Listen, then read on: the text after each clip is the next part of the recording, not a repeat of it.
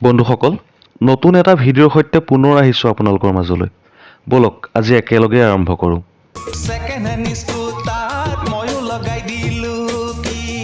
আজি স্কুটাৰৰ কিক মাৰিছোঁ ইতিহাস প্ৰসিদ্ধ ঢেকীয়াখোৱা নামঘৰলৈ বুলি। আজি যিমানহে ৰ'দ দিছে, ইফালে ৰাস্তা আৰু ধূলিবোৰ চাওকচোন।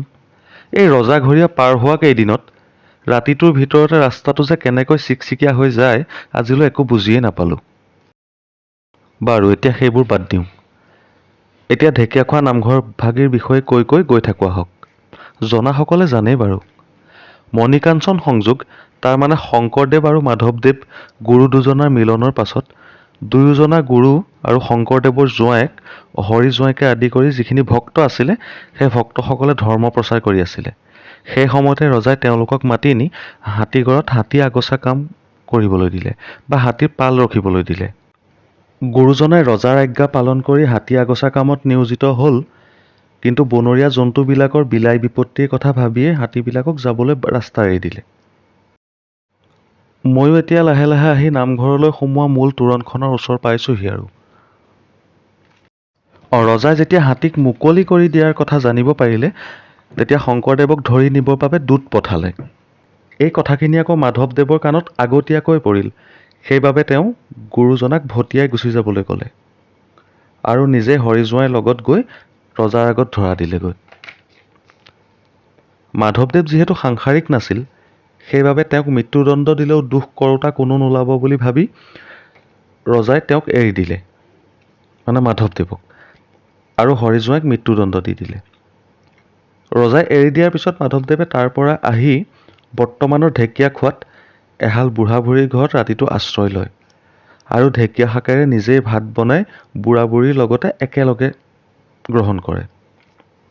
বিদায় লোৱাৰ পৰত সেই ঠাইতে ঔটেঙাৰ বাকলিত এগছি বন্তি জ্বলাই ঠাইখিনি নাহৰ সাকো থান নামেৰে নামাকৰণ কৰি থৈ গ'ল। এই বন্তিগছিয়েই ২৪ ঘণ্টা জ্বলি থকা আৰু নাম শুনিলেই ভক্তিত মূৰ দোঁ খাই যোৱা অক্ষয় বন্তিগছি। ঢেকীয়াৰে অন্ন খোৱাৰ বাবে গাঁওখনৰ নাম ঢেকীয়াখোৱা হ'ল। নামঘৰলৈ প্ৰায় ১ কিলোমিটাৰমান থাকোঁতেই এয়া হ'ল ৰুদ্ৰাক্ষ থান। কেতিয়াবা আহিবচোন। জয়াল আৰু শান্ত পৰিৱেশৰ মাজত থকা এই শিৱ থানখনৰ মূল মন্দিৰভাগৰ ভিতৰৰ পৰা দুজোপা বেলগছ ওলাই গৈছে, কিন্তু বাহিৰত গৈ এজোপা হৈছেগৈ। ইতিমধ্যে মই আহি আহি নামঘৰ পালোহি। এতিয়া বলকচোন প্ৰথমে ঢেকীয়াখোৱা নামঘৰৰ মুখ্য দুৱাৰৰ পৰা এপাক আহোঁগৈ। যোৱা কেইবছৰমানৰ পৰা নামঘৰ ভাগিৰ বহুতো উন্নয়ন হৈছে। এতিয়াও বহুতো কাম নিৰ্মীয়মান অৱস্থাত আছে। সেইখিনি বাৰু আমি লাহে লাহে চামগৈ। মুখ্য দুৱাৰখন চাওকচোন কিমান যে ধুনীয়া লাগিছে নহয়নে? এই যে দেখিছে দীঘলীয়াকৈ, এইটো হৈছে বাটচ'ৰা। এই বাটচ'ৰাটোৱে আহি মুখ্য দুৱাৰখন পাব পাৰি। যিহেতু ইতিমধ্যে দ্বিতীয় প্ৰসংগ আৰম্ভ হৈছে, সেইবাবে মই নামঘৰৰ ভিতৰত ভিডিঅ' লোৱাৰ ধৃষ্টতা নকৰিলোঁ। নামঘৰৰ ভিতৰত সোমাই এই মুহূৰ্তত ভিডিঅ' নাইবা ফটো ল'বলৈ মোৰ অকণো সৎ নগ'ল। এতিয়া আমি নামঘৰৰ মূল বাটচ'ৰাৰ তোৰণখন পাম। চাওকচোন কিমান ধুনীয়া। এই ঠাইতে সকলোৱে চেলফি লয়, ভিডিঅ' কৰে, সকলো আহি ইয়াতে ৰয়। এতিয়াও যথেষ্টখিনি মানুহ দেখা পাব, যদিও আজি বহুত গৰম, তথাপিও কিন্তু মানুহ হৈছে, যথেষ্টখিনি হৈছে এতিয়াও। ছেপ্টেম্বৰৰ ১৮ তাৰিখলৈ ভাওনা আছে, দক্ষযজ্ঞ সতীৰ প্ৰাণত্যাগ। চাবলৈ আহিম চাগৈ। ব'লক এতিয়া আমি যাওঁ পিছফাললৈ, মানে নামঘৰৰ কাষে কাষে আমি চাৰিও দিশটো ঘূৰোঁ অলপ।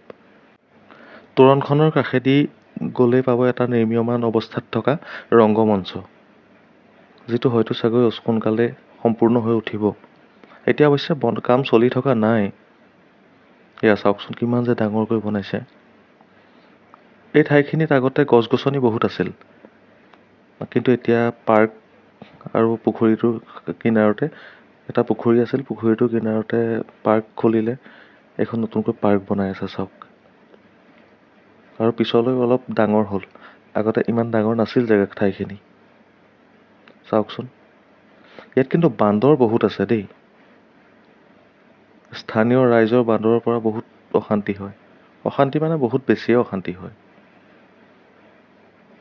চাওকচোন এতিয়াও বান্দৰ ঘূৰি ফুৰিছে অ'ত ত'ত। আগত আহিলে পুখুৰীটোৰ পাৰতে বহি থাকোঁ। এই ঠাইখিনিত মোৰ যথেষ্ট স্মৃতি জড়িত হৈ আছে। এতিয়া আগবাঢ়ো ব'লক। এতিয়া আমি আহি আছোঁ মাধৱদেৱে ভৰি ধোৱা মুঢ়াভাগৰ ওচৰলৈ। মুঢ়াভাগ সংৰক্ষণ কৰি থোৱা ঠাইখিনিৰ নিচেই কাষতে দেখিছে যে এই বিল্ডিংটো, ইয়াৰ ওপৰত আছে মাধৱদেৱ সংগীত মহাবিদ্যালয়। আৰু ইয়াত ভৱিষ্যতে মাধৱদেৱৰ নামত মিউজিয়াম হ'ব বুলি স্থানীয় ৰাইজৰ পৰা জানিব পাৰিছিলোঁ। এই ঠাইখিনিত কিন্তু যথেষ্ট ঠাণ্ডা। এইখিনিতে মোৰ বহু সময় গুচি গ'ল। যিসকলে অহা নাই ঢেকীয়াখোৱালৈ, তেখেতসকলে মাধৱদেৱে ভৰি ধোৱা মুঢ়াভাগ চাই লওক ভালদৰে।